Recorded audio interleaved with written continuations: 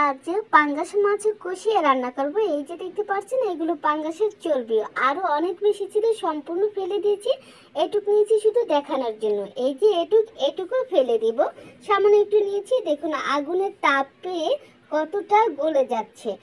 আর এটা যদি আরো বাদামি করেন তাহলে আরো বেশি তেল বের হতে থাকবে। আমি সম্পূর্ণ বাদামি করছি না, এটুকু অল্প তেল বের করে নিয়েছি, বাকিটা ফেলে দিচ্ছি।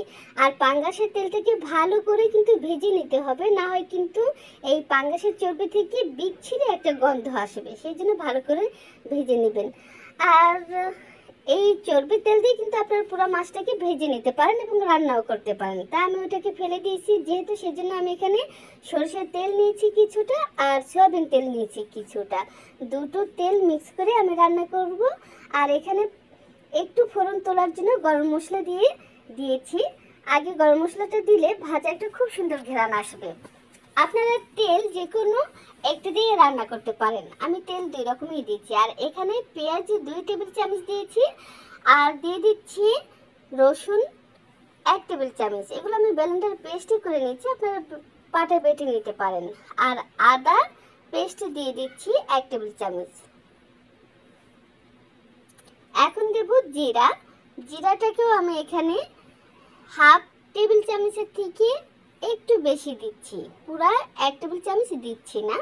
এখন দেওয়ার পরে এটাকে আমি ভালো করে মশলাটাকে কষিয়ে নেব, একটু হালকা ভেজে নেব আর কি তেলের সাথে, যেন মশলা থেকে কাঁচা গন্ধ না আসে, একটা সুন্দর একটা ভাজা ঘ্রাণটা আসে।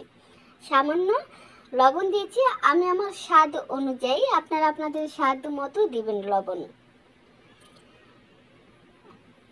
এখন দিচ্ছি হলুদের গুঁড়ো, মরিচের গুঁড়ো হাফ টেবিল চামচ দিয়েছি। ঝালটা আপনাদের পছন্দ মতো দিবেন, অনেকে কম বেশি খেয়ে থাকেন। এখন ভালো করে মশলাটাকে কষিয়ে নিলাম, সামান্য একটু পানি দিয়ে, না হয় কিন্তু মশলাটা পুড়ে যাবে। পানি দেওয়ার পরে এখন আমি ঢাকনাটা লাগিয়ে দিব, 30 সেকেন্ডের মতো কষিয়ে নেব। 30 সেকেন্ড হয়ে গেছে, এখন আমি আবার ঢাকনা খুলে ভালো করে কষিয়ে নিচ্ছি। মশলাটা আমার কষানো হয়ে গেছে। এখন এই পর্যায়ে আমি দিয়ে দিচ্ছি এখানে বড়ি। এটা হচ্ছে আমার পাকা শসার বড়ি, ডালের সাথে মিক্স করে তৈরি করেছি। এই রেসিপি দেখতে চাইলে আমার চ্যানেলে দেওয়া আছে, আপনারা দেখে নিতে পারেন। আপনারা চাইলে শুধু ডালের বড়িও দিতে পারেন বা চাল কুমড়ার বড়িও দিতে পারেন। এখন আমার শসার বড়িটা কষানো হয়ে গেছে। এখন দিয়ে দিচ্ছি মাছটাকে কিন্তু ভালো করে শুরু থেকে শেষ পর্যন্ত গরম পানি দিয়ে ধুয়ে নেবেন, হালকা গরম পানি দিয়ে লবণ দিয়ে ধুয়ে নেবেন, যাতে মাছের কোনো রকম আষ্টে গন্ধ না থাকে। ভালো করে ধুয়ে নিলে কিন্তু পাঙ্গাসের কোনো গন্ধই থাকে না। এখন এপিট ওপিট করে পাঙ্গাসটাকে কিন্তু আমি মশলার সাথে মিশিয়ে কষিয়ে নেব। এই কষা পাঙ্গাসের রান্নাটা খুবই খেতে ভালো লাগে, আপনার গরুর মাংসের মতোই মনে হবে আপনি যখন খাবেন। আমি যে যে উপকরণ দিয়েছি ঠিক সেই উপকরণগুলোই দিবেন। গরুর মাংস, মুরগির মাংস রান্না করতে যে মশলাগুলো ব্যবহার করেছি ঠিক সেগুলোই কিন্তু আমি ব্যবহার করেছি। তাহলে কি পাঙ্গাসের থেকে কোনো গন্ধ আসবে না, আর খেতে কিন্তু সুস্বাদু লাগবে, মনে হবে আপনি গরুর মাংস দিয়ে ভাত খাচ্ছেন, এমনটাই মনে হবে। কষানোর জন্য ঢাকনাটা লাগিয়ে দিয়েছি, কিছুক্ষণ পর আবার ঢাকনাটাকে তুলে নিয়ে আবার এপিট ওপিট করে লাগিয়ে দিচ্ছি। এপিট ওপিট করে মাছ কষানো হয়ে গিয়েছে একেবারে ভালো করে, দেখুন দেখতেই পাচ্ছেন। এখন আমি পানি দিয়ে দেব, পানি দেওয়া হয়ে গিয়েছে। আমার এই চ্যানেলে আরও একটি পাঙ্গাসের ভিডিও দেওয়া আছে, আপনারা সেখান থেকেও দেখে নিতে পারেন। আমি সেই মাছটাকে ভেজে ভুনা করেছি সম্পূর্ণ পাঙ্গাসের চর্বির তেল দিয়ে। এখন আমি 1 চামচের মতো জিরা ভাজার গুঁড়ো দিয়েছি, 1 চামচের মতো প্যাকেটের গরম মশলার গুঁড়ো দিয়ে দিচ্ছি। এখানে আমি পানিটা বলক হওয়ার আসার আগেই দিয়েছি, কারণ আমার হাতে সময় ছিল না, তাই আমি একেবারে দিয়েই আমি ঢাকনাটা লাগিয়ে দেব। আপনাদের হাতে সময় থাকলে পানিটা বলক হওয়ার পরে এই গুঁড়া মশলাটা দিবেন, আর না হয় যদি আরও সময় থাকে হাতে তাহলে একেবারে রান্নার শেষের দিকে দিবেন।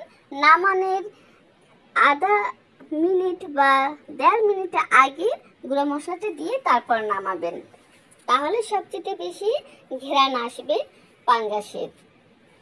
এখন দেখুন আমি ঢাকনাটাকে কয়েকবার উঠিয়ে আমি আলতো করে নেড়ে চেড়ে নিয়েছি যাতে নিচের দিকে লেগে না থাকে। দেখুন এখন আমার পাঙ্গাসটা খুব সুন্দরভাবে হয়ে গেছে। আমি এর চেয়ে বেশি ঝোল রাখবো না আর এর চেয়ে বেশি টানাবো না, এই পর্যায়ে নামিয়ে রাখবো। আপনারা এর চেয়ে বেশি ঝোল রাখতে পারেন, এর চেয়ে বেশিও ঘন করতে পারেন, আপনাদের ইচ্ছে। আমি যেভাবে রান্না করেছি ঠিক সেভাবে একবার আপনারা অন্তত পাঙ্গাস মাছ কষিয়ে রান্না করে দেখুন, দেখবেন যে খেতে কত অসাধারণ লাগছে। বাচ্চারা ভীষণ পছন্দ করবে। অনেক বাচ্চারা কিন্তু কাঁটাওয়ালা মাছ পছন্দ করে না, আবার গন্ধের কারণে পাঙ্গাস খেতে চায় না। তাই ভালো করে ধুয়ে এভাবে মশলা দিয়ে রান্না করলে ঠিক গরুর মাংসের মতোই মনে হবে, তখন অনায়াসেই আপনার বাচ্চারা খেয়ে নেবে। ভালো লাগলে পাশেই থাকবেন। আল্লাহ হাফেজ।